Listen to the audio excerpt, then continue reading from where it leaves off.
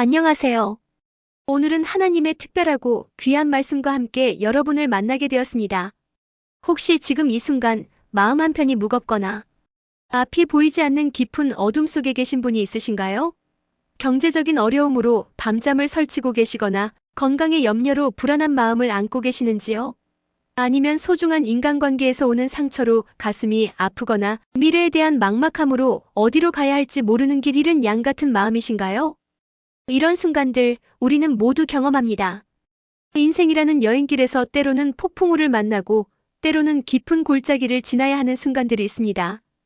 그런 때에 우리는 절망하기도 하고 하나님이 정말 살아계신지 나를 사랑하시는지 의심하기도 합니다. 하지만 오늘 하나님께서는 이사야 선지자를 통해 우리에게 놀라운 약속의 말씀을 주셨습니다. 이사야 41장 10절 두려워하지 말라 내가 너와 함께 함이라 놀라지 말라. 나는 내 하나님이 됨이라 내가 너를 굳세게 하리라 참으로 너를 도와주리라 참으로 나의 의로운 오른손으로 너를 붙들리라. 이 말씀은 단순한 위로가 아닙니다. 이것은 살아계신 하나님의 언약이며 우리를 향한 하나님의 변치 않는 사랑의 고백입니다.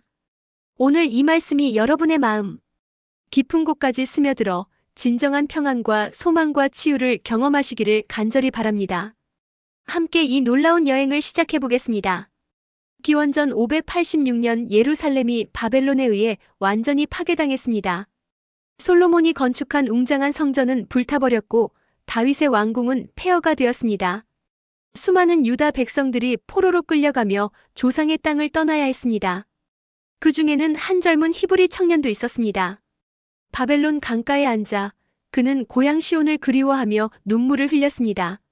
어린 시절 아버지와 함께 성전에 올라가던 기억, 어머니가 들려주던 아브라함과 다윗의 이야기들, 그 모든 것이 이제는 꿈처럼 사라져버린 것 같았습니다. 주변에는 이방 민족들의 조롱과 멸시가 있었습니다. 너희 하나님이 어디 있느냐?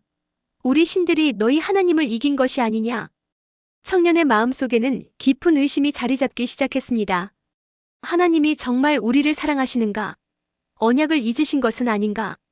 아니면 바벨론의 신들이 더 강한 것인가? 밤마다 그는 두려움에 떨었습니다. 미래에 대한 두려움, 죽음에 대한 두려움, 버림받았다는 두려움이 그의 마음을 짓눌렀습니다. 두려움은 인간의 자연스러운 감정입니다. 에덴 동산에서 아담과 하와가 죄를 짓고 난 후 처음 경험한 감정도 두려움이었습니다. 두려움은 우리를 마비시키고 하나님의 선하신 계획을 보지 못하게 만듭니다. 하지만 하나님은 우리에게 그 두려움을 내려놓으라고 말씀하십니다.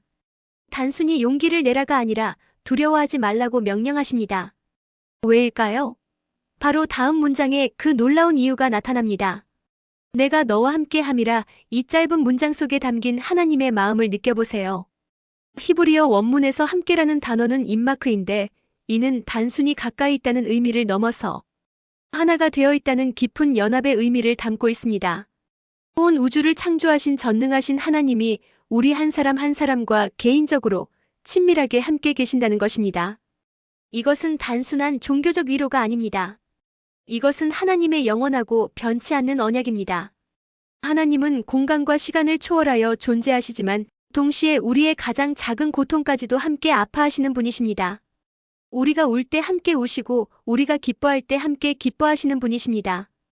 구약에서 하나님의 이름 중 하나가 임마누엘입니다. 하나님이 우리와 함께 계시다는 뜻입니다. 예수님이 이 땅에 오신 것도 이 약속의 완전한 성취였습니다. 마태복음 1장 23절에서 보라, 처녀가 잉태하여 아들을 낳을 것이요. 그의 이름은 임마누엘이라 하리라고 예언된 대로 하나님은 직접 인간의 모습으로 우리와 함께 계셨습니다. 어린아이가 깊은 밤 어둠 속에서 무서워할 때 사랑하는 아버지가 손을 잡아주면 갑자기 모든 두려움이 사라지는 것처럼 우리에게는 하늘의 아버지가 영원히 함께 계십니다. 혼자가 아닙니다. 절대로 혼자가 아닙니다. 온 세상이 등을 돌려도 가장 가까운 사람들마저 떠나가도 하나님만은 우리를 떠나지 않으십니다. 그 절망에 빠진 히브리 청년도 이사야를 통해 이 말씀을 듣고 조금씩 마음의 희망의 빛이 비치기 시작했습니다. 놀라지 말라 히브리어로 알티슈타는 당황하지 말라, 두려워 떨지 말라는 의미입니다. 인생에는 우리가 전혀 예상하지 못한 일들이 폭풍처럼 갑자기 찾아옵니다. 어느 날 아침 받게 되는 암 진단, 갑작스러운 교통사고, 예고 없는 해고, 통보, 사랑하는 가족의 갑작스러운 죽음. 이런 일들 앞에서 우리는 당황하고 절망하기 쉽습니다. 욥도 그랬습니다. 하루아침에 모든 재산을 잃고 10자녀를 모두 잃고 극심한 질병에 걸렸을 때 그는 완전히 당황했습니다. 그의 아내조차 하나님을 욕하고 죽으라고 말할 정도였습니다. 하지만 욥은 끝까지 하나님을 신뢰했고 결국 갑절의 복을 받았습니다. 하나님은 우리에게 놀라지 말라고 말씀하십니다. 왜냐하면 하나님은 이미 모든 것을 아시고 모든 상황을 주관하고 계시기 때문입니다. 우리가 놀랄 일도 하나님께는 이미 그분의 완전한 계획 안에 있는 일입니다.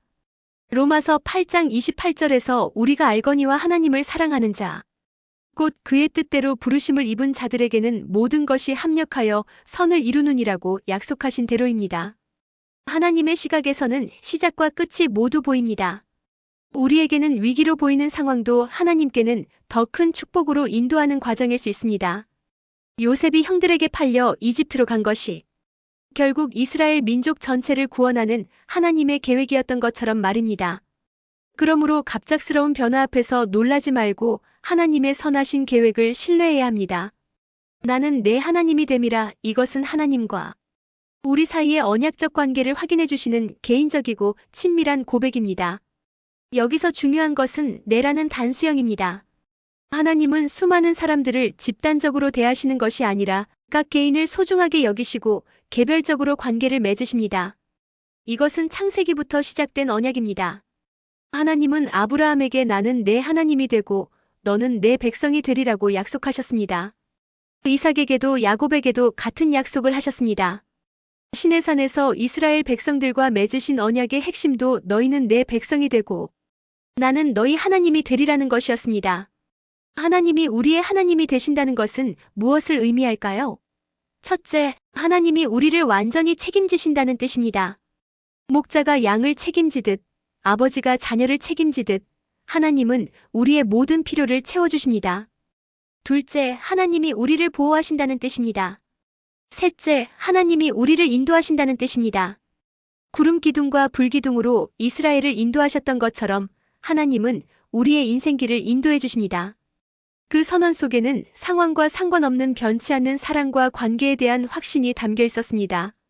마찬가지로 하나님도 우리에게 나는 내 하나님이라고 선언하십니다. 이 관계는 우리의 상황, 감정, 환경, 심지어 우리의 실패와 죄와도 상관없이 영원히 변하지 않습니다. 내가 너를 굳세게 하리라. 이것은 하나님께서 주시는 첫 번째 구체적인 행동 약속입니다. 히브리어로 하자크는 강하게 하다, 견고하게 하다는 의미로 단순히 일시적인 격려가 아니라 근본적인 내적 변화를 의미합니다. 굳세게 한다는 것은 우리의 내면에 견딜 수 있는 힘, 이겨낼 수 있는 능력, 흔들리지 않는 믿음을 주신다는 뜻입니다. 이것은 우리 자신의 의지력이나 노력으로 얻는 힘이 아닙니다. 인간의 힘에는 한계가 있습니다. 아무리 강한 사람도 지치고 아무리 용감한 사람도 두려워할 때가 있습니다. 하지만 하나님께서 주시는 힘은 초자연적인 힘입니다. 이사야 40장 31절에서 오직 여호와를 앙망하는 자는 새 힘을 얻으리니 독수리가 날개치며 올라감 같을 것이요 다른 박질하여도 곤비하지 아니하겠고 걸어가도 피곤하지 아니하리로다라고 약속하신 그 힘입니다. 운동선수가 꾸준한 훈련으로 근육을 키우듯 하나님은 우리의 영적 근육, 믿음의 근육을 키워주십니다. 시련이 올 때마다 우리는 조금씩 더 강해집니다. 다니엘이 사자굴에서, 새 친구가 풀무불에서, 다윗이 골리앗 앞에서 보여준 담대함도 모두 하나님께서 주신 힘이었습니다. 그 바벨론의 포로로 잡혀간 히브리 청년도 매번 어려움을 겪을 때마다 하나님이 주시는 힘을 경험했습니다. 포기하고 싶은 순간에도 견딜 수 있는 힘이 어디선가 솟아났습니다. 이방인들의 조롱 앞에서도 흔들리지 않는 믿음이 생겼습니다. 바로 하나님께서 그를 굳세게 하셨기 때문입니다. 고린도후서 12장 9절에서 바울이 고백한 내 은혜가 내게 족하도다. 이는 내 능력이 약한 데서 온전하여짐이라는 말씀대로 우리가 약할 때 하나님의 능력이 우리를 강하게 하십니다. 참으로 너를 도와주리라. 하나님의 두 번째 약속은 실제적이고 구체적인 도움입니다. 여기서 참으로라는 단어가 중요합니다. 히브리어로 아프는 확실히, 정말로라는 의미로 하나님의 도우심이 확실한 약속임을 강조합니다. 하나님의 도우심은 추상적인 개념이나 막연한 위로가 아닙니다. 우리의 실제적이고 구체적인 필요를 아시고 때에 맞는 정확한 도움을 주십니다. 구약 성경을 보면 하나님의 도우심의 예가 무수히 많습니다.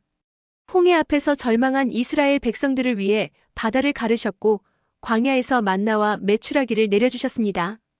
엘리야를 위해서는 까마귀를 보내어 먹을 것을 공급하셨고 사르밧 과부를 통해 기름과 밀가루가 떨어지지 않게 하셨습니다. 신약에서도 마찬가지입니다. 하나님의 도우심은 여러 가지 방법으로 나타납니다. 때로는 초자연적인 기적으로, 때로는 사람을 통해서, 때로는 예상치 못한 기회나 만남으로, 때로는 지혜와 아이디어로 오기도 합니다. 중요한 것은 하나님이 절대로 우리를 홀로 두지 않으신다는 것입니다. 어느 가난한 과부가 집세를 내지 못해 쫓겨날 위기에 처했을 때 그날 밤 오랫동안 연락이 끊어졌던 친구로부터 전화가 왔습니다. 그 친구는 꿈에서 그 과부를 보았다며 급히 필요한 돈을 보내왔습니다. 우연일까요? 아닙니다. 하나님의 도우심입니다. 하나님은 때로는 우리가 알지도 못하는 방법으로 우리를 도우십니다. 히브리서 13장 2절에서 손님 대접하기를 잊지 말라 이로써 부지 중에 천사들을 대접한 이들이 있었느니라고 했듯이 하나님은 다양한 방법으로 우리를 도우십니다. 참으로 나의 의로운 오른손으로 너를 붙들리라. 이것은 하나님께서 주시는 마지막 약속이자 가장 강력하고 완전한 약속입니다. 절벽에서 떨어질 뻔한 사람을 누군가 붙잡아준다면 그 손의 힘이 얼마나 중요할까요? 생명과 죽음이 그 손에 달려 있습니다. 하나님의 오른손은 창조의 손, 능력의 손, 축복의 손이며 무엇보다 의로운 손입니다. 여기서 의로운이라는 단어가 핵심입니다. 히브리어로 체데크는 하나님의 완전한 공의와 신실함을 의미합니다. 하나님은 감정이나 기분으로 우리를 붙드시는 것이 아니라 당신의 의로우심과 신실하심 때문에 끝까지 책임지고 붙드십니다. 하나님의 성품 자체가 의로우시기 때문에 약속을 반드시 지키십니다. 시편 37편 24절에서 그가 넘어지나 아주 엎드러지지 아니함은 여호와께서 그의 손으로 붙드심이로다라고 했습니다. 시편 73편 23절에서는 내가 항상 주와 함께하니 주께서 내 오른손을 붙드셨나이다라고 고백합니다. 하나님의 손길은 절대로 우리를 놓지 않습니다. 예수님도 요한복음 10장 28-29절에서 내가 그들에게 영생을 주노니 영원히 멸망하지 아니할 것이요. 또 그들을 내 손에서 빼앗을 자가 없느니라. 그들을 주신 내 아버지는 만물보다 크심에 아무도 아버지 손에서 빼앗을 수 없느니라고 약속하셨습니다. 그 바벨론의 포로로 잡혀간 히브리 청년은 결국 70년 후 고향으로 돌아갔습니다. 과정은 길고 힘들었지만 하나님의 의로운 오른손이 그를 끝까지 붙들어 주셨습니다. 그는 훗날 재건된 예루살렘에서 젊은이들에게 이렇게 간증했습니다. 절망의 순간에도 하나님은 나를 떠나지 않으셨다. 그분의 손이 나를 붙들고 계셨기에 나는 오늘 여기 서 있을 수 있다. 여러분도 지금 이 순간 하나님의 의로운 오른손이 여러분을 단단히 붙들고 계십니다. 그 손은 절대로 여러분을 놓지 않을 것입니다. 두려워하지 마세요. 놀라지 마세요. 전능하신 하나님이 여러분과 함께 계시고 끝까지 책임져 주실 것입니다. 이것이 이사야 41장 10절이 우리에게 주는 영원한 약속입니다.